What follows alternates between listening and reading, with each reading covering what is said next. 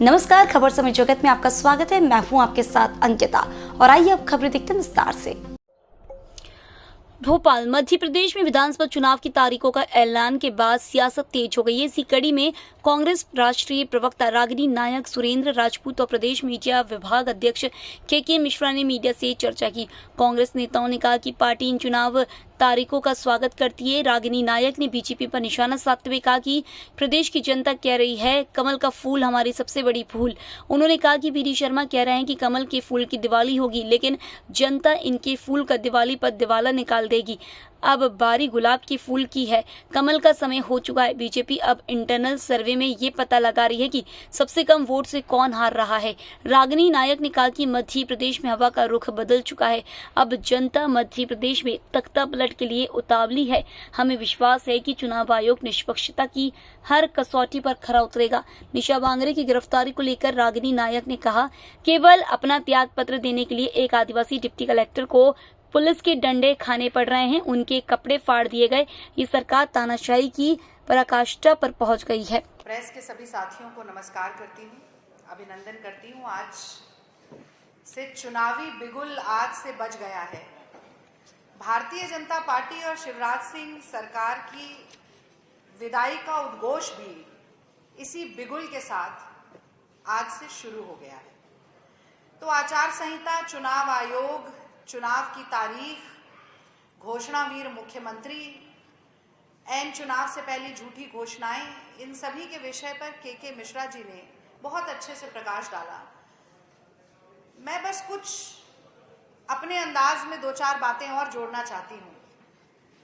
तो ये we D Sharma ji के कमल के फूल की दिवाली की बात हो रही थी, तो सबसे पहले कह दूं कि कमल का फूल, जो ये भाजपा का कमल का फूल है, मध्य प्रदेश की जनता कह रही है कमल का फूल हमारी सबसे बड़ी भूल। और इसीलिए कमल के फूल की दिवाली नहीं, दिवाला निकलने वाला है। इस बात को आप लोग लिख के रख लें आज के दिन, फिर हम 3 दिसंबर को भी बात करेंगे। तो मैं ये कहना चाहती हूँ, क्योंकि बात कमल के फूल से शुरू हो गई, तो मैं कहना चाहती हूँ कि ऐसे ऐसे मंजर नजर आ रहे हैं, ऐसे ऐसे मंजर नजर आ रहे हैं। दुख दर्द में लोग अब चिल्ला रहे हैं कि बदल दो, बदल दो इस तालाब का पानी। ये कमल के फूल अब कुमलाने लगे हैं। वो दौर गया कमल के फूल का, अब गुलाब का फूल खिलेगा, जिसे पंडित जवाहरलाल नेहरू यहाँ जैकेट पर लगाते थे। जो कौमी एकता, गंगा जमनी तहजीब, सर्वधर्म संभाव, प्रेम और भाईचारे की खुशबू मध्य प्रदेश में ही नहीं पूरे देश में फैलाएगा। तो अब कमल के फूल का समय गया। और चूंकि कमल की बात हो रही है, तो एक बात और कहूंगी कि कमल का है जो नाथ, कमल का है जो नाथ, वो है कमलनाथ। और ये 17 नवंबर को प्रदेश की जनता सिद्ध करने जा रही है। शिवराज सिंह सरकार की उल्टे पांव भागने की तैयारी है। तो देखिए, जनता पंजे का बटन दबाने के लिए, कांग्रेस की सरकार बनाने के लिए, कमलनाथ जी को मुख्यमंत्री पद पर बिठाने के लिए, मध्य प्रदेश में सामाजिक न्याय, जन कल्याण और विकास की बयार बहाने के लिए उतावली होकर बैठी है। मतलब इंतजार नहीं हो रहा है जनता से। वो कह रहे हैं कि 7 को अगर मिजोरम में चुनाव हो रहा था तो 7 नवंबर को यहाँ रख देते, तो थोड़ा 10 दिन पहले हम जाके कांग्रेस की सरकार बना देते। ये हाल है। और ऐसा क्यों हाल है वो भी मैं आपको जल्दी से बता देती हूँ। देखिए, चाहे ओपिनियन पोल हो,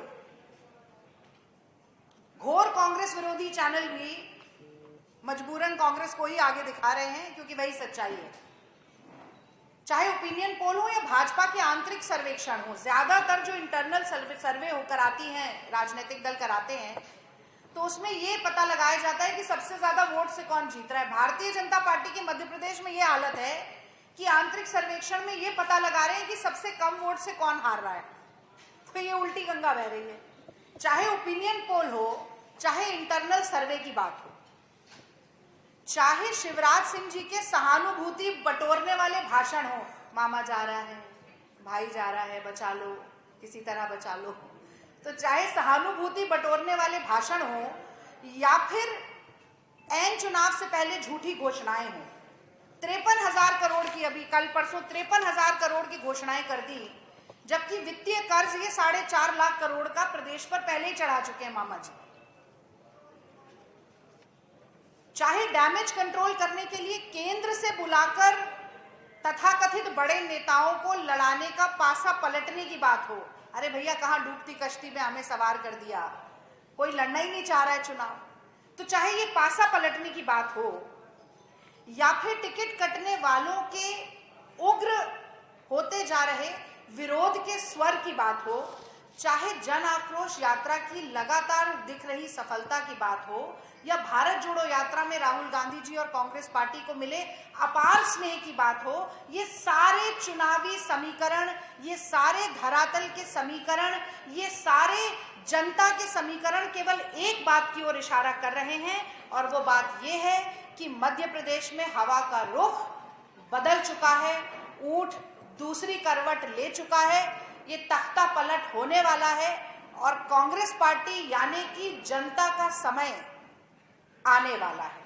और इस अपेक्षा के साथ कि चुनाव आयोग निष्पक्षता की हर कसौटी पर खरा उतरेगा, अपेक्षा भी नहीं मैं तो विश्वास कहती हूँ, इस विश्वास के साथ कि चुनाव आयोग निष्पक्षता की हर कसौटी पर खरा उतरेगा, मैं हर प्रदेशवासी को लोकतंत्र के सबसे बड़े जनपर्व की दिल की गहराइयों से बधाई देती हूँ, कांग्रेस पार्टी की तरफ से बधाई देती हूँ। और अब मैं दूसरी कड़ी पर आती हूँ।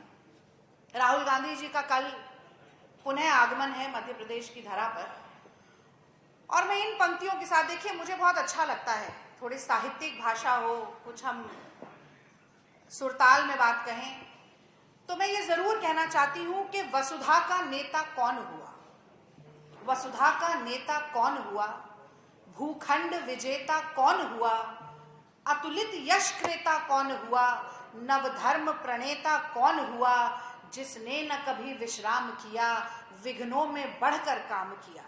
तो अगर पूरे देश में कोई एक ऐसा नेता है जो बिना थके, बिना रुके, अविरल, निश्चल, सतत निरंतर चल रहा है, पंक्ति में खड़े अंतिम व्यक्ति, हाशिए पर खड़े व्यक्ति, सबसे कमजोर, सबसे प्रताड़ित, सबसे शोषित व्यक्ति के आंसू पोंछने के लिए अगर कोई चल रहा है, जनता से जुड़े हर मुद्दे को राजनीतिक मुख्य धारा में लाने के लिए अगर कोई चल रहा है, नौजवानों को रोजगार और किसानों को अधिकार दिलाने के लिए अगर कोई चल रहा है, महिलाओं के सम्मान और सशक्तिकरण की आवाज को बुलंद करने के लिए अगर कोई चल रहा है, पिछड़े वर्ग को उनकी संख्या के हिसाब से भागीदारी और हिस्सेदारी दिलाने के लिए अगर कोई चल रहा है, दलितों और आदिवासियों को। खबर समय जगत के लिए संवाददाता आदित्य सराठी की report. For latest news, subscribe to our channel and press the bell icon.